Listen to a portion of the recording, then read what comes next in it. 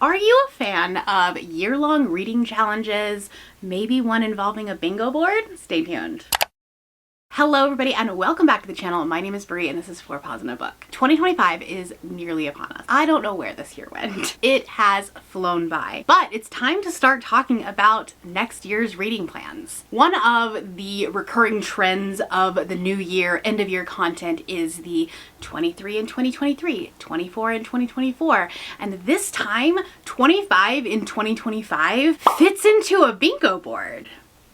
So today I am bringing you a bingo board. This is very much inspired by the Our Fantasy bingo board that happens every year, as well as the horror bingo board that Sarah from Wicked Reading created back at the beginning of spooky season. So this is a year-long reading, but this one will run from January to December. And unlike Our Fantasy and the horror bingo, you can do whatever genre you want. There are no requirements for this. There aren't really any rules since this is just a personal challenge. Essentially, there are 25 prompts that will help you to fill your 25 and 25. I have linked a Google Doc down below where all of the prompts will be explained in greater detail if you want them, as well as a couple of suggestions to do a hard mode. There aren't any additions to these prompts to make them hard mode. However, there are a couple of ways that you could make this a little bit more challenging if you so desired. You could have a friend recommend all of these books, or several friends recommend the books. You could try to stick to a specific genre, or maybe try to read out of your comfort zone. Personally, I will be trying to fill these prompts with books that I already own because reading down my own physical TBR is a giant goal of mine,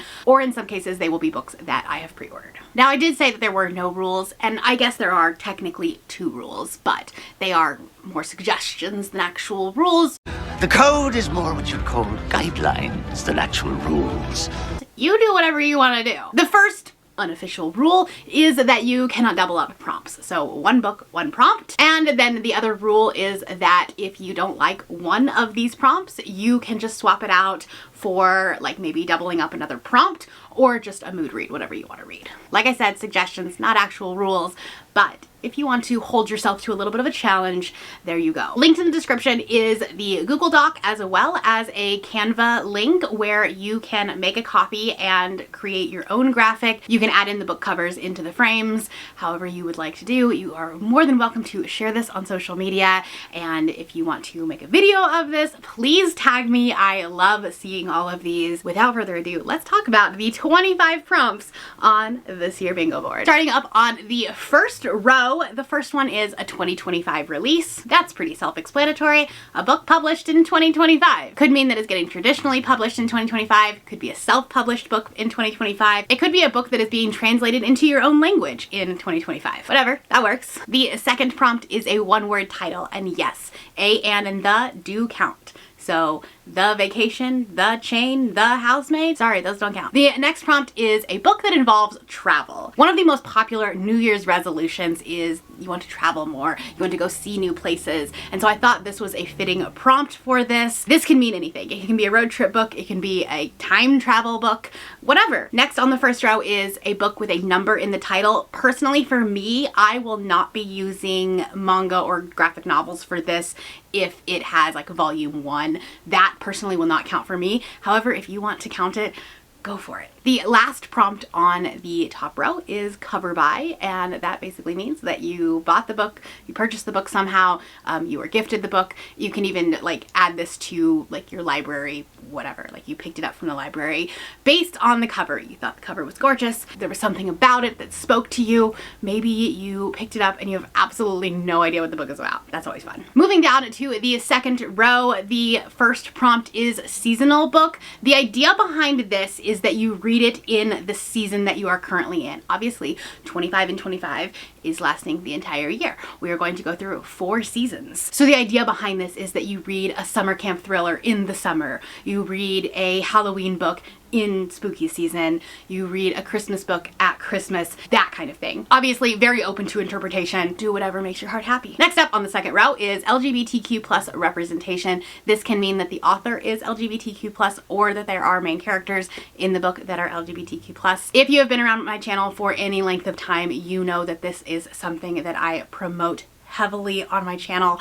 I love talking about queer stories and trying to promote them and give them a voice. I run an entire readathon in June in Pride Month that heavily focuses on queer books. And yes, it's coming back in June next year for those of you that were waiting anxiously for it. And if you don't know what I'm talking about, I'll link last year's announcement here. The middle prompt of the second row is your favorite author's newest release. As we get to the end of the year, you will start seeing the videos pop up for 2025 releases, anticipated release videos, whatever, and we are all anxiously awaiting the book to be published from one of our favorite authors. Obviously, we usually have a lot of favorite authors. There's no real rule around this. If you have an author that you love and they have a book coming out in 2025, slot it in right there. The next prompt is a hyped book.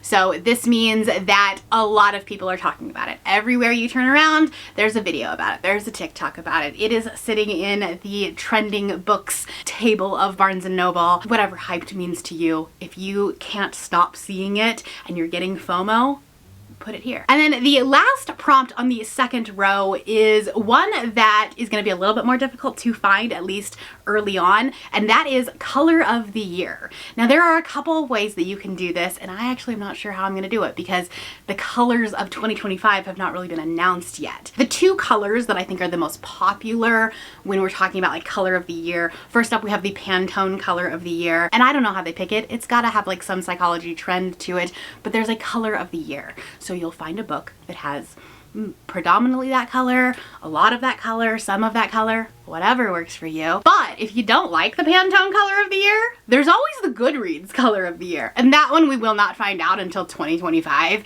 but the Reading Challenge color is always different every year. And so you could do that. All right, moving down to the third row, the middle row here. The first prompt is POC author. So any author of color.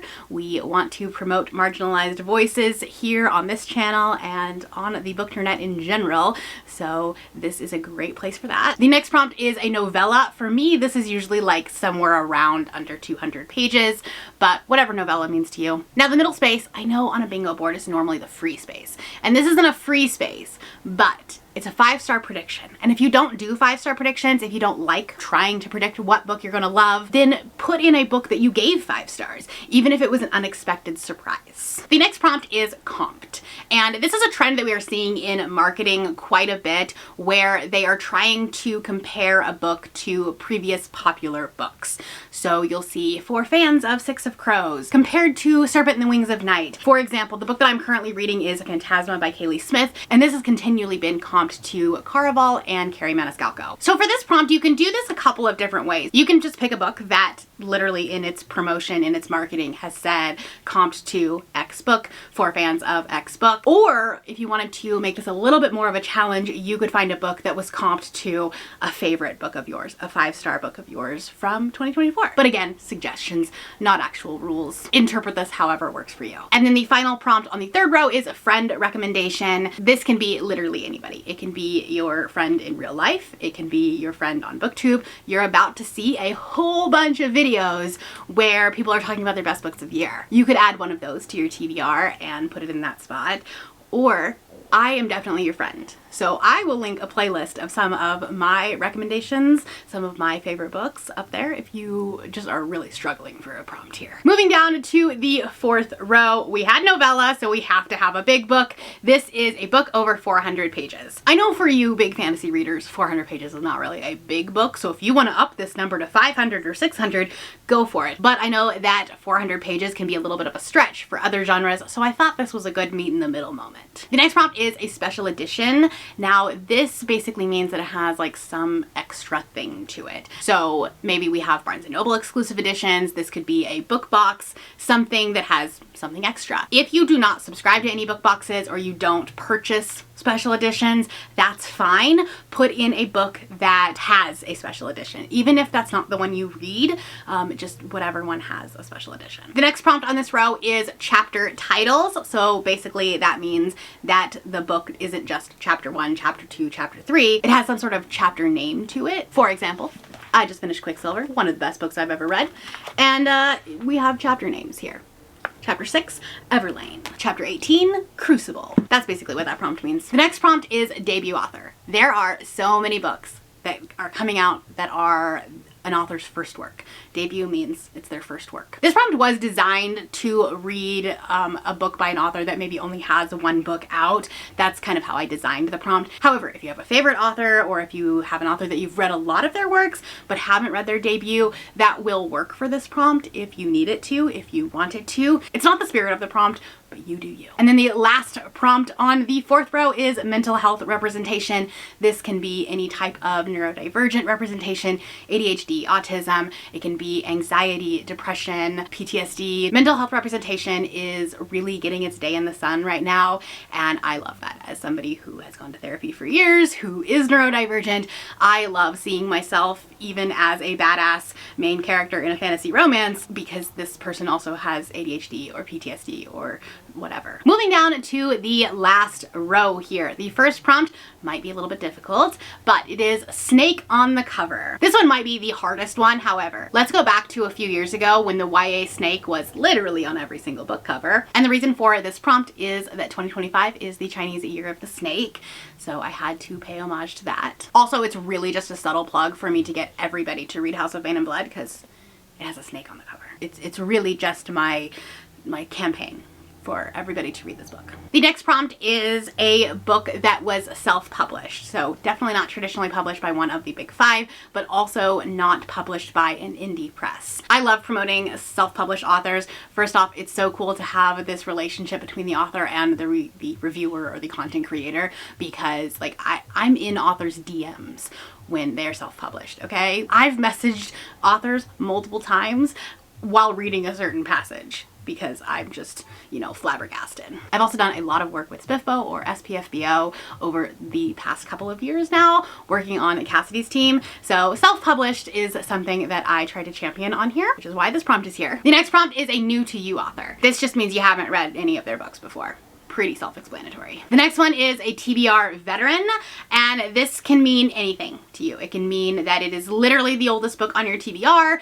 It can be a book that you've had for a year. It can mean that it's just a book that's been on your radar for a really long time. Whatever it means to you, it goes there. And then the final prompt is a book from another challenge. Like I said at the top, there are a lot of different reading challenges that happen throughout the year, mostly this being inspired by our fantasy and the horror bingo. So you could read a book that you're reading for that and just slot it in here. But also, BookTube is full of readathons, and that would also fit here. So if you are reading a book for a readathon and you need to put it onto this bingo board somewhere, it can go there. Those are the 25 prompts. Pretty self-explanatory, but like I said, there is a Google Doc down below that will explain things further if you need it, and if you have any questions, feel free to drop them in the comments below. Let me know who your favorite author is, and do they have a book coming out in 2025 that you can add to this bingo board? And if you are not feeling chatty, let's put the snake emoji. If you want to stick around a little bit longer, I'm going to put a video right here that YouTube thinks that you're going to like. I'll see you over there. And if you're new here and you have not yet subscribed, there's a little button that you can do so down below the video. If you'd like to hang out with me more, the links to my Instagram, Goodreads, Twitter, and my Patreon are linked in the description below.